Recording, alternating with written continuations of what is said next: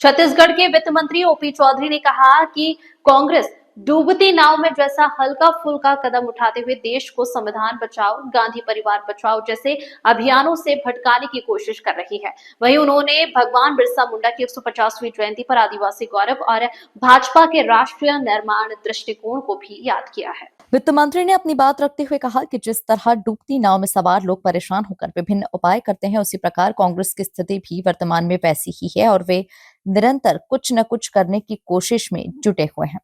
जबकि देश आज अपने संवैधानिक जड़ों के साथ मजबूती से खड़ा हो रहा है और विकसित भारत बनने की दिशा में तेजी से आगे बढ़ रहा है, वहीं कांग्रेस पार्टी और विशेषकर गांधी परिवार एक बहुत ही कठिन परिस्थिति का सामना कर रहा है।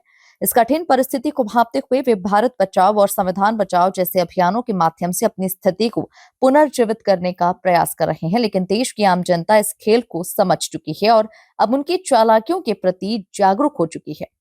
आज 15 नवंबर की तारीख को हम भगवान बिरसा मुंडा जी की 150वीं जयंती का एक महत्वपूर्ण वर्ष मना रहे हैं। नरेंद्र मोदी के कुशल नेतृत्व में पूरे देश में इस पावन दिवस को जनजाति गौरव दिवस के रूप में उत्सव के साथ मनाया जा रहा है। ये दिन उन महान स्वतंत्रता संग्राम सेनानियों, विशेषकर हमारे आदिवासी नायकों की याद दिलाता है, जिन्होंने अपने देश, अपनी संस्कृति और अपनी मातृभूमि के लिए मात्र 25 वर्ष की आयु में अपनी जान दी। ये सब उस समय अंग्रेजों के खिलाफ लड़ते हुए अपने अद्वितीय व्यक्तित्व का परिचय देते थे।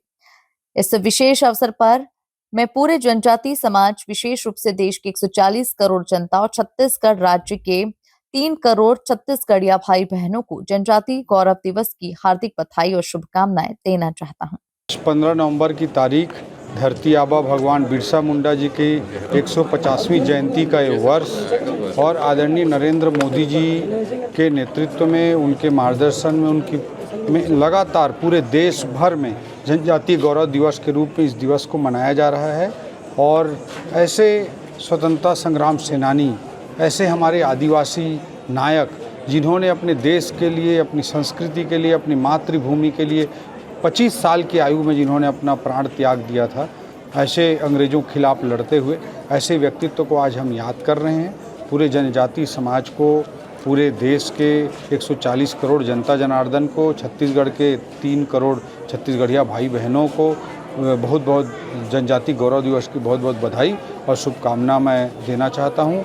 और आदरणीय नरेंद्र मोदी जी ने आदिवासी समाज की बहन द्रौपदी मुर्मू जी को महामहिम के रूप में पूरे देश में सर्वोच्च संवैधानिक पद में स्थापित करने का काम किया है। हमारे छत्तीसगढ़ में एक आदिवासी बेटा को प्रदेश के मुख्यमंत्री नियुक्त करने के रूप में बड़ी भूमिका निभाई है। आदरणीय नरेंद्र मोदी जी वास्तविक अर्थों में सबका साथ सबका विकास की भावना के साथ काम करते हैं।